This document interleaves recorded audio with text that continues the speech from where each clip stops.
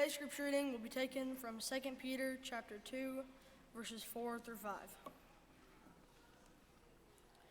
2 Peter chapter 2, verses 4 through 5.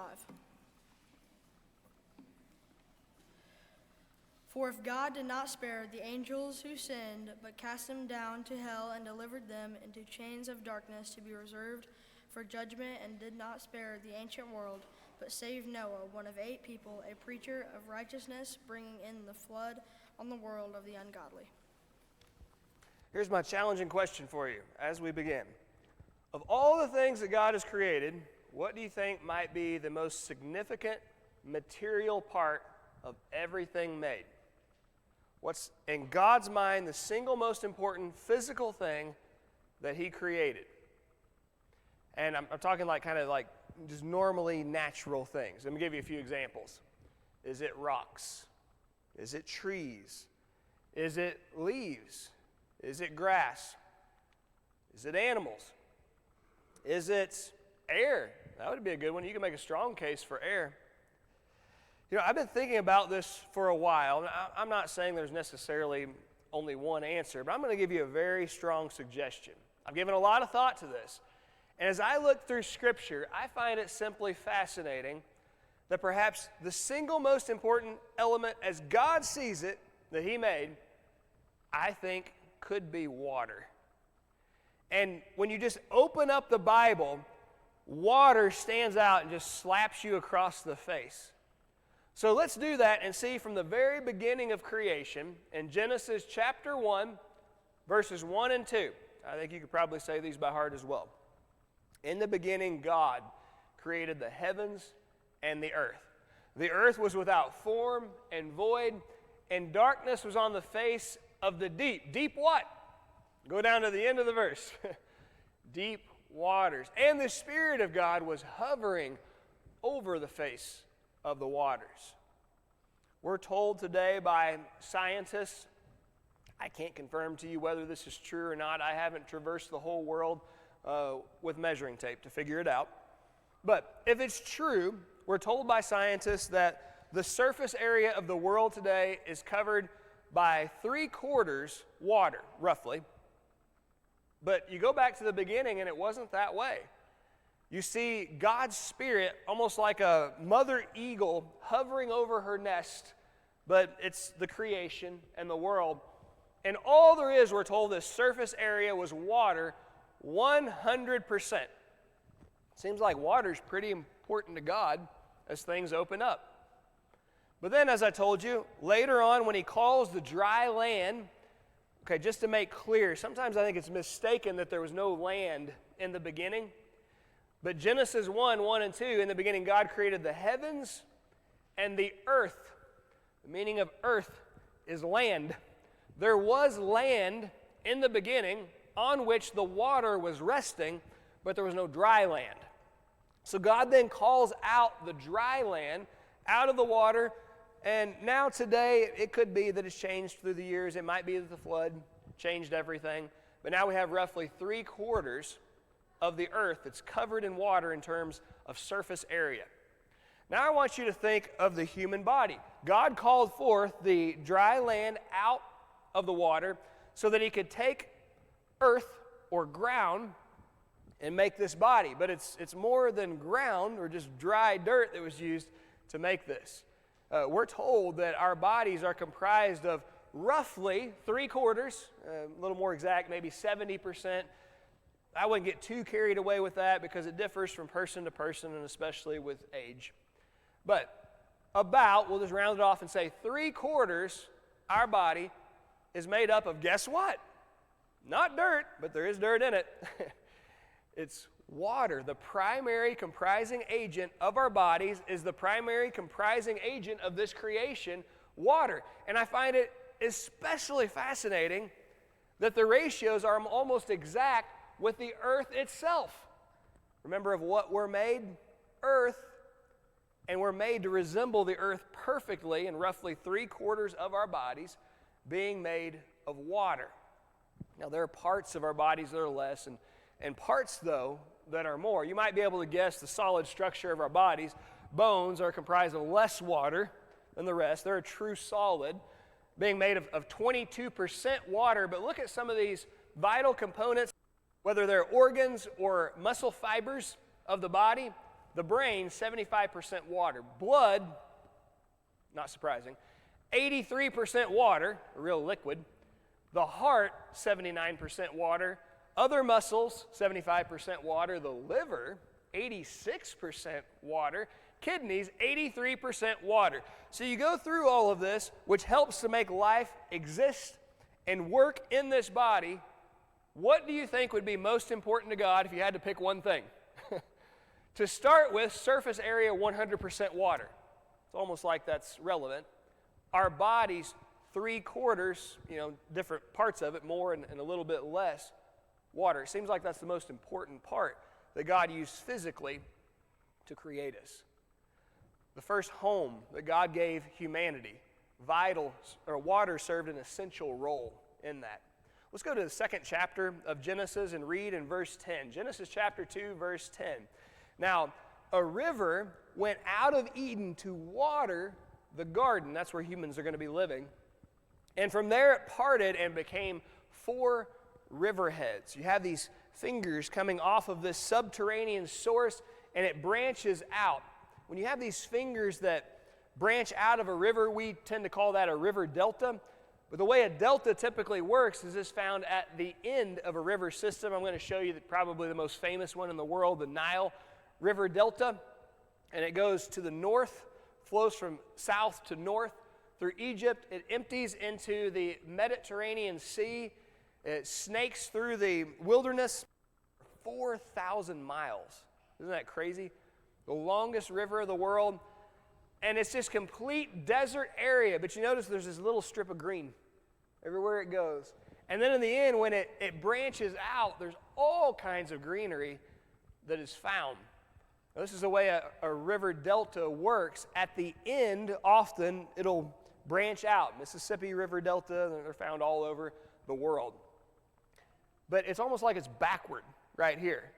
You have like at the beginning what seems to be like a river delta, and then they just branch off from one another. And that kind of makes sense because you look at the water cycle at this time, and everything's reverse before the flood as to what we have today. So to me, it would actually be sensible that river deltas may also have been reverse as to what they are today. So that's information that we have about it, and something we know about where there is water, there is life. Now, we're looking at vegetation from a bird's eye view, but have you also noticed about wildlife? I've been on, I think, that I've counted them at least 15, actually I added one to that this last year, 16 streams in the Ozarks, and I've spent a lot of time on them. And one of my favorite things to do is to watch the wildlife around, and especially it's crazy, the creatures you'll see just cross right in front of you or behind you. But I've noticed about these animals, it's not just that there's an abundance of them around water, they're huge compared to everywhere else. Someone takes a big deer the second weekend of November. If you're not hunting around fields where they're, ordinarily through the years are food plots, my first question is going to be, were you hunting around a lake or a river? They just tend to be bigger. More of them and more robust. Beautiful scenery.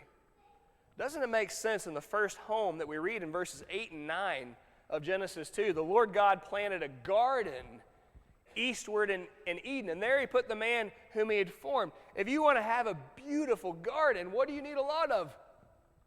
Water. Verse 9, and out of the ground the Lord God made every tree grow. Any and every tree could grow here. And every one did that is pleasant to the sight and good for food. Not surprising. There's a lot of water, and so there's so many more nutrients. Whether it's trees, or crops, or animals, there's a lot of life found around water, and seems to be what I would call vivacious or very strong life. Look in verses 11 through 12 of the same passage. Remember this opposite river delta. From the subterranean source, we would say a spring. It bubbles up, churns out of the ground, and it parts, and it forms the start of 4 riverheads. We're told in verse 11, the name of the first one is Pishon, And this is the one that skirts the whole land of Havilah, where there is gold. The gold of that land is good, also bdellium, and the onyx stone are found there. The name of the second one is Gihon, and that goes around the whole land of Cush, not very far away. The name of the third is Hiddekel. We know it better as the Tigris River. And the fourth we know very well, the Euphrates, the great river of the Bible, tremendous volume.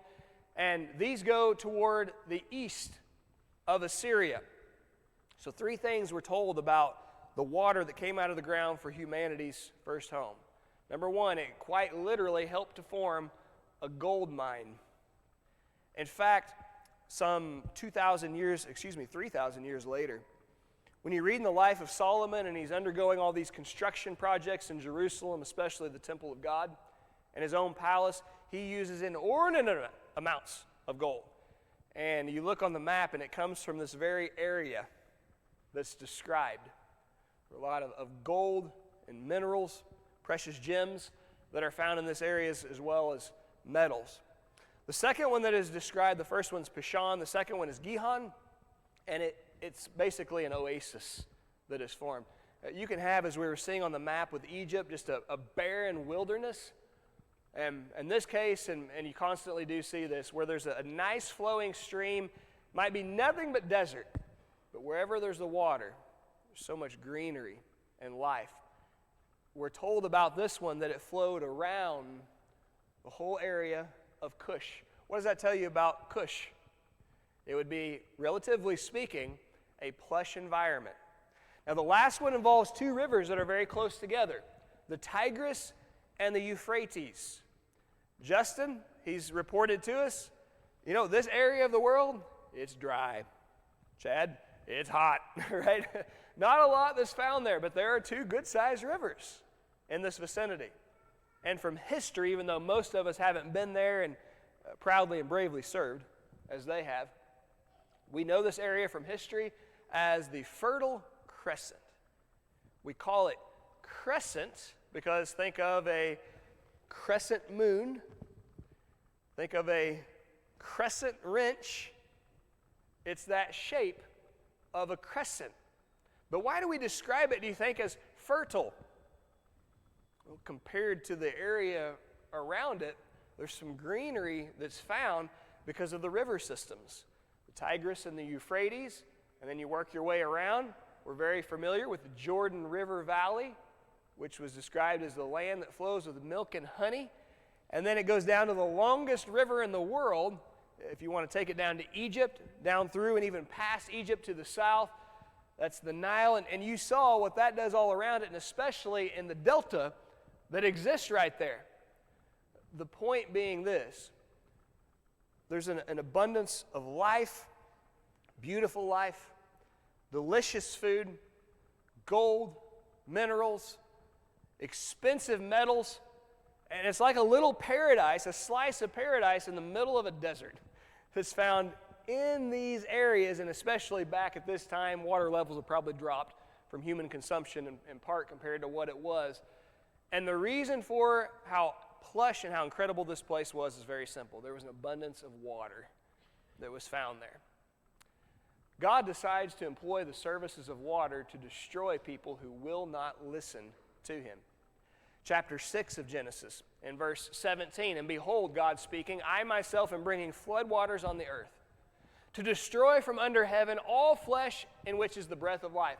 Everything that is on the earth shall die." Lots of water is good. We need lots of water. Our bodies don't survive without it. This world doesn't operate without plenteous water. But did you know that it's actually possible to get too much water? You can begin to have a detrimental effect. You ever been swimming in a pool or soaking in a bathtub for just maybe a few minutes too long, and you get out and you look like a prune? Your skin isn't quite as tough and stretched as it normally is. It has more give to it, and I've actually experienced myself a detrimental effect from this. If you're swimming in a pool that doesn't have a vinyl liner and it's like cement on the bottom, or even just you're running around an area and jumping in, where there's cement, I felt the pain in my feet And I've noticed they even started to kind of split open or get some cuts in them from that. It makes your skin more tender. It's like it begins to break down if it gets too much water, even though it's comprised primarily of water. Your plants need water to survive. So does your grass. You can't give it too much water, and they'll start to wilt, look puny. They won't produce very well. In fact, they may generate disease because of receiving too much water, and you have to go to about with remedies to try to fix that. Even amphibians, for crying out loud, who spend a good chunk of their lives in water, they can get too much water also. Just ask all the carcasses of the frogs in our landscaping behind our pool. They got too much water, and they drown. There is such a thing as too much water. God needed to destroy those who were disobedient toward him, and he said, well, I know the perfect substance to do that. I'm going to use water. And yeah, they need a lot of water, but I'm going to give them too much water, and they're not going to be able to handle it. Yet it's interesting that God used that very substance in that exact event, water, to rescue the righteous. Same substance, same event, two very different purposes. Thank you for reading for us. Was it Carter? No, I'm sorry, Trip. I knew it was one of the Luna boys, sorry. Thanks for reading that for us, Trip, just a moment ago. Let's look at it again, 2 Peter 2, 4 and 5. For if God did not spare the angels who sinned, but cast them down to hell, that's a poor translation. It's actually Tartarus, the only time that's found in the New Testament, by the way. So it's a temporary place of punishment, Tartarus, delivered them into chains of darkness to be reserved for judgment, and did not spare the ancient world, but saved Noah, one of 8 people, a preacher of righteousness. Notice how he saved Noah, bringing in the flood on the world of the ungodly. Isn't that fascinating? Because at first we're told God brings all this water into the world to destroy the disobedient. Yet it's through that substance and that very event that he uses water to save the submissive. I'll say that again. Uses water in one event to destroy the disobedient, the same water, same event to save the submissive. The difference isn't in the substance, but it's in the condition of the human heart. God sees water as beneficial to clean up those who are ceremonially impure. Look at Numbers chapter 19 in the 9th verse. He says, then a man who is clean shall take and gather up the ashes of a heifer and store them outside the camp in a clean place. And they shall be kept for the congregation of the children of Israel for the water of purification. And just in case it's not making a whole lot of sense, I appreciate when God does things like this because sometimes I miss it. It is for purifying from sin. Okay, if you're wondering why do water of purification? It purifies. It's to purify people who are found to be dirty. We get that, I think. We use water for this reason. My brother and I, we love playing football out in the yard. We played every sport. But we would play football constantly out in the yard, throw it around, and here, run a slant, run a circle route, run a post, all this stuff all the time. But our favorite times to play was when it was snowing. Well, that was a little cold. Or actually our favorite when it was just a downpour. And Mom would let us go outside and play in it as long as there was no lightning. You don't always get that. So there would be these huge puddles, and here we are, running routes to each other, and we throw it. And of course, you want to throw it around, so you have to dive into and catch it in the mud puddle. That's the best part. Oh, we would come in nasty, and our clothes is dripping wet and mud all over us. And so we would come in through the utility room, and we'd take off our clothes in the laundry room, because we had a very kind, loving, patient mother who would take care of those clothes for us. Now, what do you think Mom did with those filthy, vile clothes? She never threw them away. Unfortunately, sometimes she had to do a little bit of work on them before she would put them into the washing machine, but she kindly and patiently always took care of those dirty clothes for us. And now we're left to take care of those clothes ourselves, and sometimes our kind wives help us out with those. Your clothes get dirty, you don't throw them away. Well, they still have value. You just need to clean them up. What do you use, though, to make them clean? Always water. We would go out in the field in my brother's four-wheel drive truck. I know this isn't a truck here. We would go out in his four-wheel drive truck, and we would lock it in. It was the kind you had to get out and turn the hubs, to lock in the four-wheel. And we would start going what felt like 50 miles per hour across the field. It's probably like 25. He'd slam on the brakes, jerk the wheel. We do those donuts. The truck would be a mess afterward. You might not have a truck, but if nothing else from the salt spray you've been experiencing, well, what do? You just throw your car away when it gets dirty? No, too valuable. No, we just wash it, and we always use water to clean it up. Hopefully when you're out in the field doing the dodos, you're not a dummy and you don't have the windows rolled down, because then you have clothes, vehicle, and body to wash. What do you do then when you get dirty, your body? You don't throw that away. No, you just take a shower, you run some bath water, and cleaned up, just like nothing even happened. Well, that's the way God chose to use water in the Old Testament. When his people's bodies would become contaminated or dirty, he wouldn't want to throw those away. He would just employ the services of what seems to be his favorite element he created, water, to clean those up. His people ran into an issue in that they became enslaved by the Egyptians for many years, maybe hundreds of years. We know that they were in Egypt for over 400 years. And to start with, things go really well. But they take a turn toward the south, no pun intended, very quickly. Exodus chapter 14, God says, I need to get my people out of this mess. And here's what he's going to do to make that happen. Then Moses stretched out his hand over the sea, and the Lord caused the sea to go back by a strong east wind all that night. And he made the sea into dry land, and the waters were divided. So the children of Israel went into the midst of the sea on the dry ground, and the waters were a wall to them on their right hand and on their left. So Israel, by the encouragement of Joseph and led by their patriarch, Israel, his father, they go down into Egypt. Things are pretty good for some time. And after a while, the Israelites aren't respected like they once were after Joseph dies and he gets forgotten about.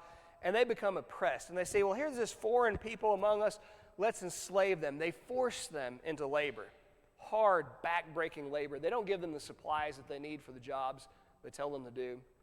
They don't have sufficient housing, sleeping quarters, clothing, food. They are malnourished. They are beaten, even murdered in this span that they spend in Egypt for many years, perhaps even as long as hundreds of years. And here God's people are crying out in misery. And finally the Lord says, well, I'm going to do something about this. I'm going to end their slavery. And so what does he pick to be the tool that he uses to bring his people out of slavery? He marches them down into and through the midst of water. And how fascinating it is that that very substance in the same event he uses in a completely different way toward the Egyptians. Verse 27 of the same passage, Moses stretched out his hand, then the waters returned and covered the chariots, the horsemen, and all the army of Pharaoh that came into the sea after them. Not so much as one of them remained. We were heading home from fellas' night, the boys and I were. We had such a good talk. I think they will. I hope they understand one day what kind of, or how much these conversations mean to me. But we're coming home from our dinner and Bible study that we had. As often is the case after church things, they were full of Bible questions. Those are some of my favorite moments in life. I mean, it was rapid fire. It's just one after another after another. And I'm trying my best, to answer these good questions that they're bringing. And they were really fascinated, strangely enough, about the Egyptians and the time that Israel spent there. And they asked, Dad, how long were the Israelites there? I said, it was over 400 years. Kyler in particular, wow, that's a long time, you can tell. In his mind, that is. If I'm counting it correctly, that would be like Roy's 16 generations, if you're doing 25-year increments, that more than that the Israelites were found there. So we're talking about it, and then we get home, and I was working on some stuff for this lesson, and they were walking by and rowing, and they noticed, whoa, what's that? I said, well, it's funny, you were just asking me about this. I said, on Sunday, we actually have a little bit about the Egyptians, and in the sermon. And I said, these are just a few of the pictures, tons of pictures and videos from people who have been doing deep diving in the Red Sea and have discovered over the last hundreds of years all kinds of ancient chariot parts at the bottom of the Red Sea. The last time I checked, people don't take land vehicles, whether motorized or not, and just go out into the middle of the sea. First of all, you can't make it there. You're going to get bogged down by the water before you make it. What are these pieces of chariots doing out in the middle of the Red Sea? That's what I'd like to know. You know exactly why they're out there, and so do I.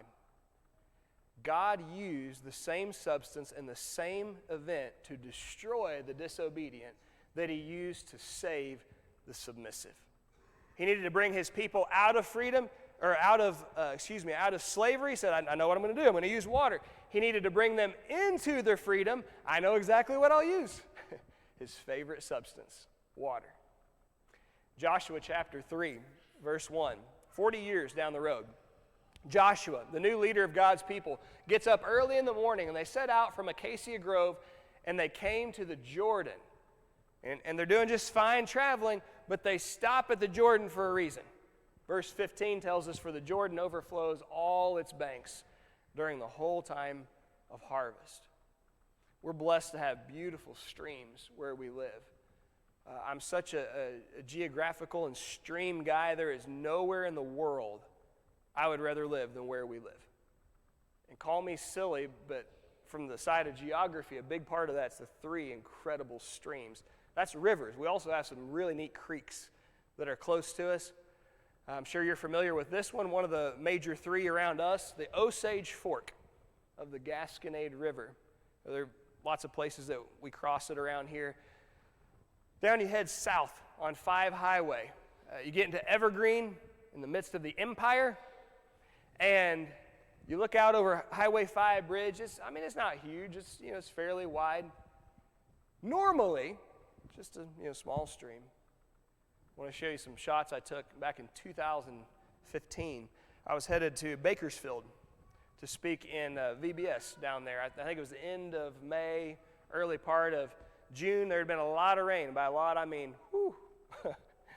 I had never seen it like this. So if you're familiar with Highway 5 and the Osage Fork of the Gasconade crossing the bridge, this was as I was approaching, and this is not the river proper right here. This is, I would say Farmer John, but I guess it's Farmer Plaster's field out here. And that was the site out in his field. Now this is a little bit more the river proper on Highway 5. I'm going to guess it was probably 25 feet high at that time. That's flood stage, in case you're wondering. That's out of its banks. So it's one thing if you and your family come to a little stream that's calm and you need to cross it and with all the things that you have to get to the other side. And entirely another when you come to such a flooded, moving, deep, swollen stream. How are you going to get across that? There's a reason that the Israelites pause when they get to the Jordan River right now. Verse 15, and as those who bore the ark came to the Jordan, and the feet of the priest who bore the ark dipped, just touched their toes in the edge of the water. Verse 16, the waters which came down from upstream all of a sudden stood still, and they began to rise in a heap until they backed up very far away at Adam, we would say Adam, the city that is beside Zeraton. So the waters that went down into the Arabah, the salt sea, failed and were cut off, and the people crossed over opposite Jericho. The water stopped. Oh, we do this. We know how this works. You just build a cement structure. The pressure, though. Can you imagine the pressure, even against that cement coming by that stream? So the way that you help make this work is you keep the water flowing through it. And if you do that, it's going to take off. It's going to funnel that pressure in and out, basic physics, through the structure. There's no outlet for here. But the crazier part of it is there's no dam either. The force of all that flooded stream just stops right there. The water has nowhere to go but back. And we're told that the waters in this Jordan River floodplain It appears probably right in the area that you're seeing by the black line that's drawn with the arrows is where the Israelites cross. It keeps backing up, tens of miles behind until it reaches, in a flooded way, the city of Adam or Edom, again, tens of miles upstream. And don't you know, there was a massive lake here that was temporarily created in this place because it's a flooded river. It doesn't take very long for that to happen.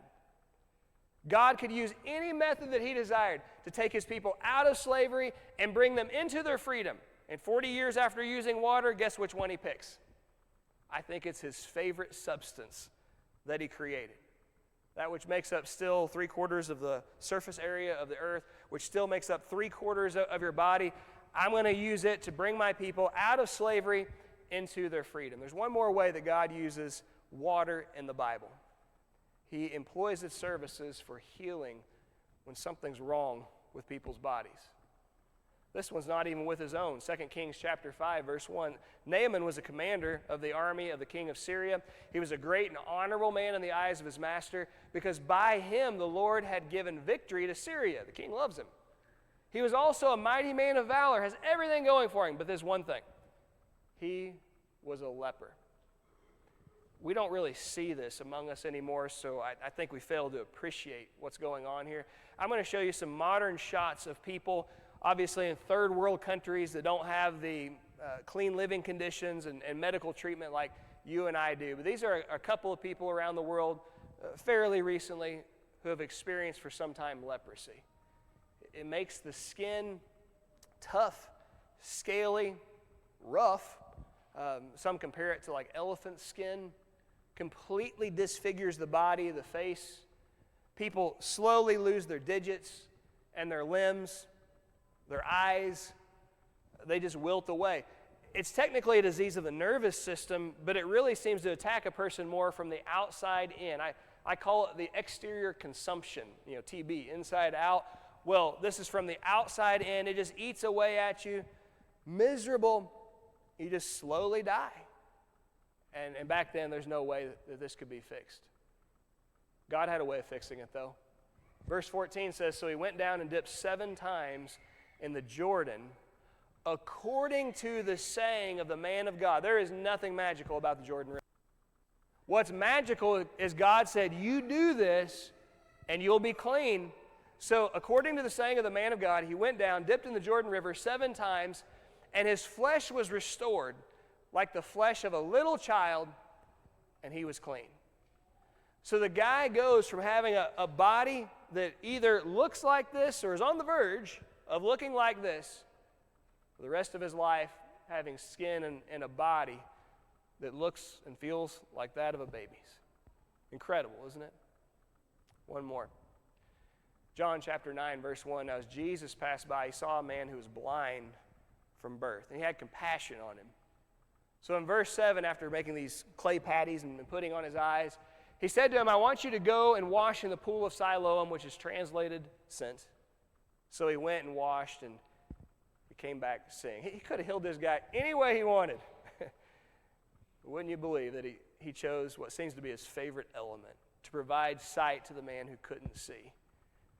Never seen, connect with water, and all of a sudden he sees, according to his word.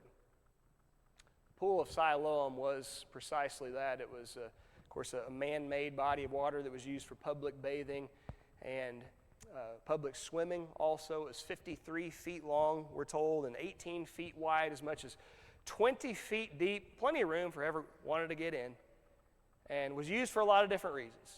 Jesus said, I want to use it to give this man his sight. Could have picked any element he wanted, but he chose water to do it. So this is how God chose to use water throughout biblical times. My question is, do you think the most important substance God made as he views it might still be relevant to him today? I'm not really going to get into that because we're out of time. But if you don't have plans to already, I hope that you're able and that you'll make plans, if you haven't already, to be with us next week, because we're going to cover that in its entirety. God's favorite substance. Does he still have any plans, any usages for it today? But I don't want to leave you without at all addressing that very important question. And we'll just close on this. The creator of water, here's what he has to say about it today. John chapter 3, verses 3 and 5. Most assuredly I say to you, unless one is born again by water and the Spirit, he cannot enter the kingdom of heaven. In short, I'll just ask you this to follow up. Is it important for you to go to heaven? To have the most beautiful place of which you've ever heard or you can conceive as your forever home? Is that important to you? If it is, then water needs to be important to you today also. We'll get more into it next week, but for now, I hope that will suffice. If you have other questions about it and what's involved, we would love to talk with you about that, because your eternal home is not worth waiting another week.